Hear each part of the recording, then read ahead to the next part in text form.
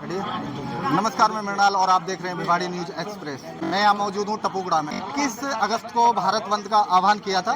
मेरे साथ में यहाँ पर कुछ रिस्पॉन्सिबल लोग मौजूद हैं, इनसे मैं बात करूँगा। फर्स्ट तो सर आप अपना नाम बताइए और पद बता दीजिए। मेरा नाम सुधीर तंवर है जी। और मैं भीम आर्मी का प्रदेश कार्यकारिणी सदस्य हूँ। जी, 21 अगस्त को यहाँ पर मजबूर कर दिया है कि बहुजन समाज को सड़कों पर उतरने के लिए। तो क्या लग रहा है कि सरकार इस पर वापसी करेगी?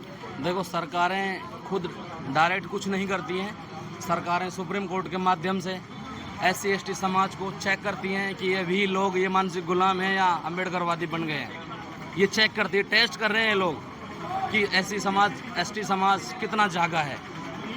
अच्छा, मैं यहाँ पर EWS की बात करूँ, 10% जो जी EWS निर्धारित कर दिया गया बिना किसी जाति आधार के गणना के, यानी कि जाति जनगणना उस पर होनी चाहिए थी, लेकिन एक डाटा जो जी अलग से दिया गया, 10% निर्धारित कर दिया गया। जबकि SC ST जो समुदाय की, जो बहुसंख्यक समुदाय है भारत के अंदर, लेकिन यहाँ पर जो कि प्रावधानिक एक आरक्षण है, उसको धीरे धीरे चाहे हम प्राइवेट की बात करें, चाहे फिर हम NFS की बात करें, चाहे हम क्रीमी लेयर की बात करें, चाहे हम जो कॉलेजियम सिस्टम की बात करें, चाहे लेटरल एंट्री की बात करें, बहुत सारे जो चीज़ें हैं, सरकार SC ST को ही क्यों घेरना चाहती है? देखो, सरकार चाहती है कि SC ST हमेशा उच्च वर्ग की गुलाम बनी रहे।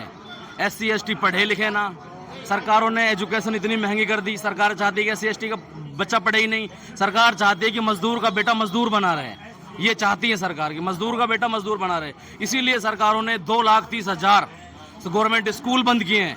सरकार है जो कि इसमें मतभेद कर सकती है, इस पर बहस कर सकती है, संसद के जरिए लाया जाना चाहिए, जबकि कोर्ट के जरिए इसको जो जी थोप दिया जा रहा है। देखो, सरकार डरती है। सरकार SC ST से डरती है। SC ST का बहुत बड़ा कुनबा है, उस कुनबे से सरकार डरती है। ये कोर्ट के माध्यम से कुवत करते हैं। हमारी देसी भाषा में कहावत है, कोर्ट के माध्यम से ये कहावत पच्चा ठोकते हैं। ये काम इनका कोर्ट के माध्यम से करना, डायरेक्ट इनकी हिम्मत नहीं है हमारे से लड़ने की। सरकार की मैं अभी बात करूं, लेटरल एंट्री का अभी इन्होंने एक आवेदन निकाला था जिसपे नियुक्तियां होनी थी, लेकिन इसी केंद्र सरकार को पैर पीछे खींचने पड़े हैं। तो आपको नहीं लग रहा कि केंद्र सरकार इसमें जो दखल देगी? मैं लेटरल एंट्री की बात करूं, ये चाहते हैं कि IPS BCS सारे डायरेक्ट बना दें हम अपने रिश्तेदारों को। कोई विधायक का रिश्तेदार अफसर बन जाए, कोई सांसद का विधायक रिश्तेदार वो बन जाए, अफसर बन जाए।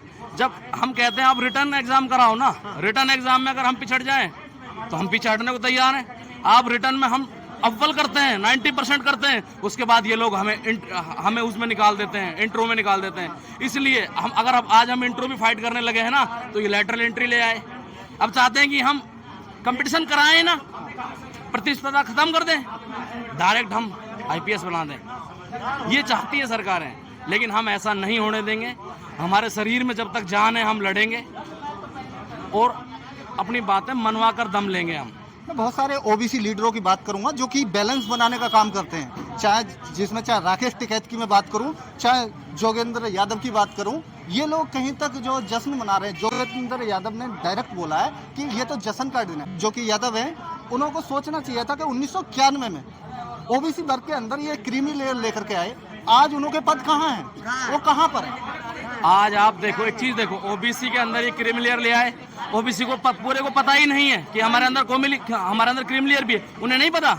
आज आपको बताता हूं मैं, कितने सचिव भारत सरकार के सारे जर्नल कास्ट के हैं, कितने जज जर्नल कास्ट के हैं। OBC का तो एक भी जज नहीं है सुप्रीम कोर्ट में। हाँ, वही मैं बात, एक भी नहीं है।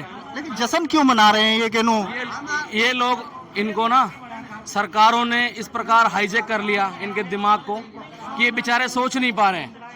जबकि इन्हें मैं कहता हूं कि भाइयों, हम अपनी लड़ाई के साथ साथ आपकी लड़ाई भी लड़ रहे हैं। OBC की लड़ाई भी हम लड़ रहे हैं, भीम आर्मी लड़ रही है, हम सबकी लड़ाई लड़ रहे हैं। हम चाहते हैं कि जिसकी जितनी संख्या भारी, उसकी उतनी हिस्सेदारी होनी चाहिए।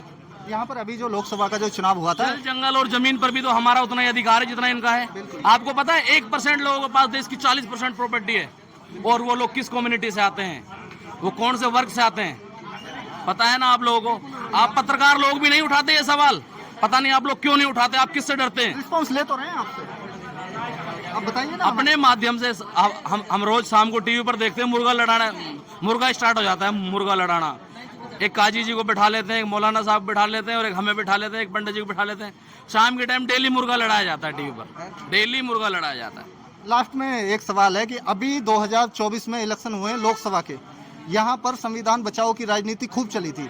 बहन जी की पिच पे आकर के इन्होंने बैटिंग की है। बहन जी कभी संविधान बचाओ की बात करती थी बसपा से, लेकिन अब इन्होंने, कांग्रेस ने इस आइडियोलॉजी को कॉपी कर लिया और उसी के फेवर में चुनाव लड़ा, जिसमें समाजवादी पार्टी ने उत्तर प्रदेश में बढ़त की है। इन्होंने इसका फायदा उठाया है और आज ये लोग हमारा फायदा उठाकर कांग्रेस और सपा बैकफुट पे चली गई हैं। आज ये लोग हमारे साथ नहीं खड़े हैं, इसका हमें दुख है।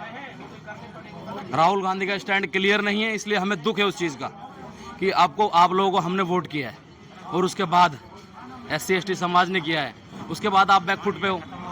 आप फ्रंट फुट पर आकर SC ST की मदद क्यों नहीं करते? क्योंकि शुरुआत इन्हीं की सरकारों ने की है, इन्हीं की पार्टियों ने की है। आज जो हमारी ये दुर्दशा है इन्हीं की वजह से है। भाजपा तो उसमें जले में घी डाल रही है और आग भड़का रही है, बाकी मुद्दा शुरुआत इन्होंने की है। देखिए, बहुत सारे मुद्दों पर मेरे इनसे चर्चा हुई, जो कि भीम आर्मी की तरफ से एक रिस्पॉन्सिबल लीडर कहे जा सकते हैं। तो इसी के साथ में बने रहिए, मृणाल के साथ में मिलेंगे किसी नेक्स्ट वीडियो में। तब तक के लिए जय हिंद, जय भारत, धन्यवाद।